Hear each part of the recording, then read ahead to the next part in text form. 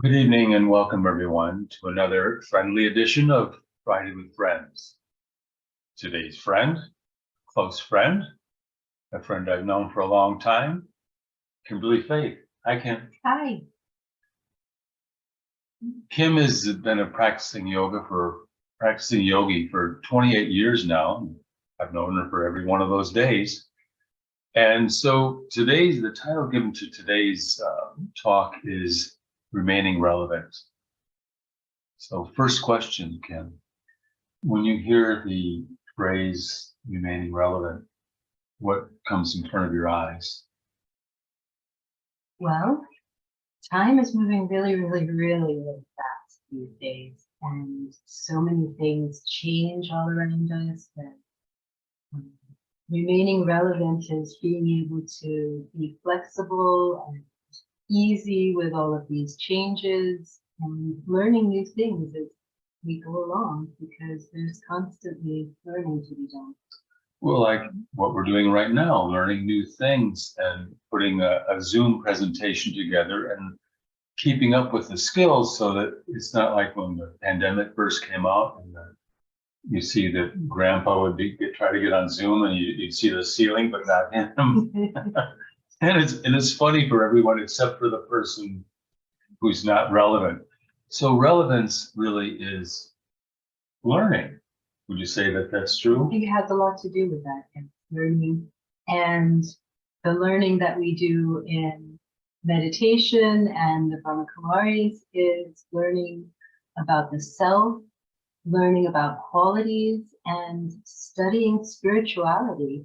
And I think that keeps us relevant in all the changes. We had briefly talked about that yesterday, that, relevance is learning. And like you said, learning about the self. And of course, I think everyone understands and believes that the self is an eternal thing. And learning things that are fads or new things are not eternal. So if the self is eternal, then I should be relevant all the time. That being true, and it's easy to understand that that's true. Why is it that I don't find myself always in that place where I feel up to the task where learning new things might be difficult? Well, in the first year of a child, they are just constantly learning. And then somewhere along the line, we seem to slow down in that learning process. And spirituality allows us to recognize that I can continue that learning process. And so these things come in front. I spend time in stillness, even though everything's rapidly moving around me, and I can get in line with understanding that, okay, this is how it's happening now, and I can learn about it, and become relevant in my space of time, but it doesn't me back. Well, what holds us back is trying to hold on to other things. We talked about attachment to things and our embedded habits and the things that we made. And so letting go of those, spirituality allows us to recognize what we need to let go of and learn new things, but just for the benefit of sharing, I think. Yeah, that makes sense to me too. And I was thinking what you mentioned the word attachment, and that seems to me like the antithesis of being relevant. Because what I'm attached to is either something that this means something to me, or the way that I learned to do something. This A, B, C, and now it's CBA, perhaps. And this is through everyone, whether you're in any career, in learning new things, even in people's approach to spirituality. There's a way that I've learned that even like if I'm reading knowledge and I'm used to reading it from a piece of paper, it's one thing, but now paper doesn't really come into this. It's not even there anymore. So now we're reading things from the phone, and I'm sure that that gives them a lot of people some pause to think, because it's not the way that they We're learn. used to. It's not where we're used to. So I guess that would be fear, wouldn't it?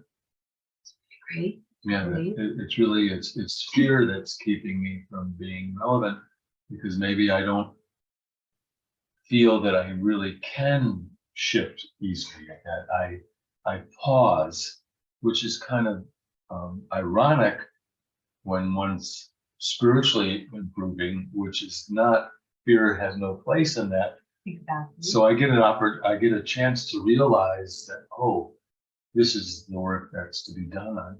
How do you um, deal with and confront yourself in this process of learning? Well, I spend a lot of time in the garden, and we can liken the mind to the garden as well, that when we have beautiful thoughts, it's like beautiful flowers. And when we have waste thought, it's like weeds and you pluck them out. And so learning is also that, well, what's necessary, what is beneficial for my progress, and what isn't. And the beneficial for my progress is remaining relevant in things that I do, ways that I interact with others, this digital age of interacting with those you don't even see. Yeah, well, this one's even, it's kind of nice that normally that someone I'm talking to is not, maybe not in the same country, but here we are, we're able to share that. So we have both going on. And it doesn't mean, remaining relevant doesn't necessarily mean letting go of everything from the past. It means adding to my basket of tools so I can be more effective, even in an altruistic task. So it's not just for myself, it's for everyone. Like many people say, well, I don't need that because I'm not ambitious and I don't have worldly goals. But even if my career is spiritual, it's going to be very beneficial not to be thinking about myself in the way that I've been, or can I do this new thing? So this is really something that's we're always confronted with, is this change. And as you started with, you said that the world's moving very, very fast. Would you say that it's increasing in its speed? Mhm.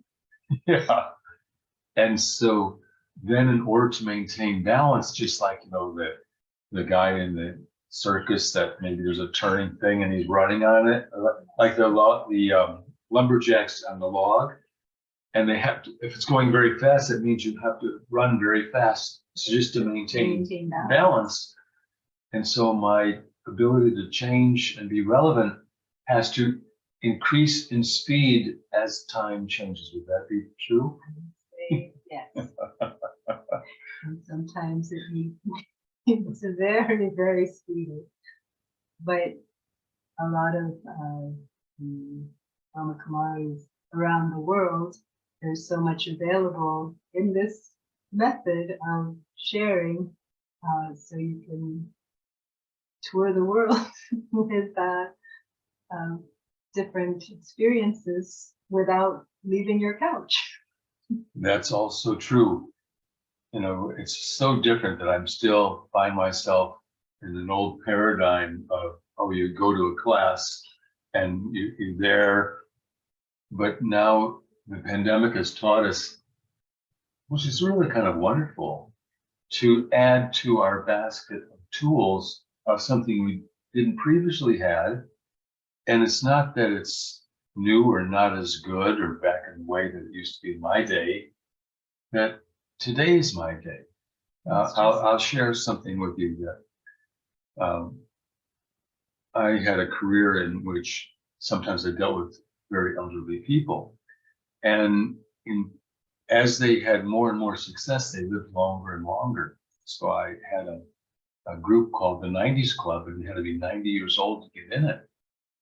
And why I'm sharing that is I'm interviewing these people when they made this accomplishment. I asked one of the ladies, what is your key to being relevant? And she said, well, it's very simple. Whatever age I am, I think that's the best age there is. You know, and this is someone without the benefit of learning high spiritual plane, but just her life experience. And then she just also said yes, and also only make friends with people 2 generations younger. Very good. What would you say to those who may not have all the advantages of understanding and depth of knowledge? What are some keys that might have to becoming more relevant, some practices that I might do? Be patient with yourself. There's a lot going on, and so have compassion and patience for yourself, and be happy when you do learn something new, and that enables you to learn something else new. It's a progressive thing, and every day there's opportunity, and so you can check and see what's going on in the day. Did I maintain my stability? Maintaining stability in an ever-changing world is good, otherwise you're on the roller coaster. And it seems exciting, but it's really not. It's highs and lows and not a smooth ride. So like you said earlier, that we go as a child, small child, we're learning, and then we stop. You know, that's a very good thing. And I know that you're a nanny by profession. Have you identified a certain time where people stop? Well, in a way, there's still a lot of growth happening. And yet, I think it has to do with thinking you can do everything and then finding some obstacles and then being a little more cautious. So with spirituality, you be about breaking through those obstacles, and then that enables you to be more able to accept new things. So the fear comes. I think so. It's really the fear and the not be. So the opposite of that would be the innocence. You know, that the small child who doesn't even understand, Exactly. just has a belief and complete faith. And so being a yogi is really getting back to that stage with that same, that I can do anything. Yeah. And I can understand new things and not even think of it as that. It's just an adventure. So I can be 90 and learn to be expert with Zoom. No more an old dog can't learn new tricks. Right. That adage. There's no more typewriters. There's no more record players. You know, it's all the things that we. It's just for now. Retro. Yeah, it's for collections now. But knowing how to do the typewriter does enable you to be a little more proficient on a keyboard, but phones don't have such things. So you don't even need the finger because everything voice can add. So we have to be flexibility is and small children are very flexible. Very flexible.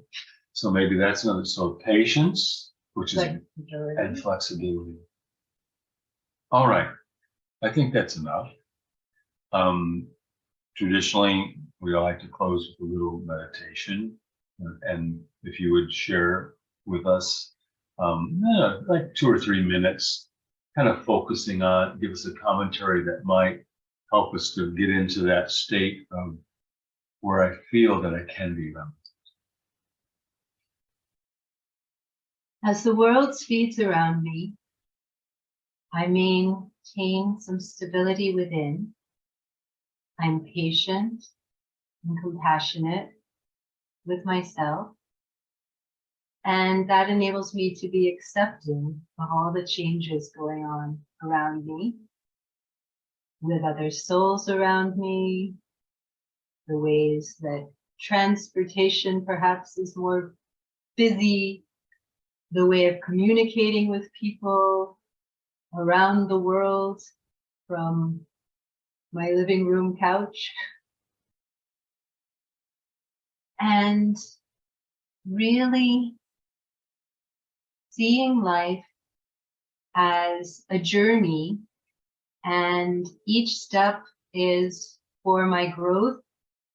It's a journey of understanding, a journey of accepting all the changes that are around me, even if I don't keep up exactly, but I'm open to all the newness that goes on around. And so it enables me to learn something from everything that happens. And in this understanding and growth, even whatever my physical body says I am, as an eternal being, I can be that young child, eager to learn at every moment and accepting and seizing all the opportunities that abound every moment of the day, and being able to maintain relevance in all situations.